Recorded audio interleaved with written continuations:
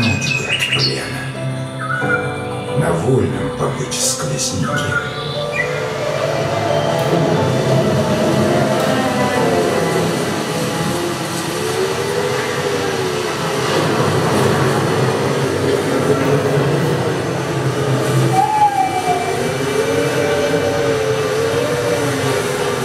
Но стынут от стойности тяжелые модели на замке. О небо, с душою крылатой я столько бы отдал за взмах, но тело на дне каземата и пленные руки в цепях, как плещет дождями свобода в счастливые лица цветов. Но гаснет под каменным сводом дыхание слабеющих слов. Дочурка мне привиделась во сне, пришла, пригладила мне чуть лучинкой. «Ой, долго ты ходил», — сказал мне, и прямо в душу глянула взор ребенка.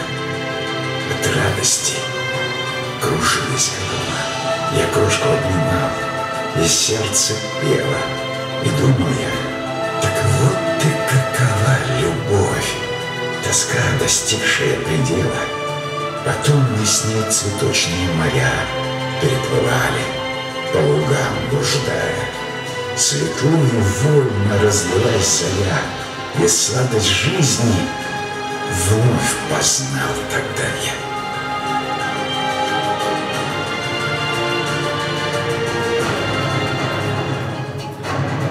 Проснулся я, как прежде я в тюрьме, и камера угрюмая, все та же, и те же кандалы, и в полутьме все то же горе ждет, стоит на страже. Зачем я жизнью сны свои зову? Зачем так мир уродует, темница, что боль и горе мучат наяву, а радость только снится? Я знаю, в объятиях света так сладостен миг бытия, но я умираю, и это последняя песня моя.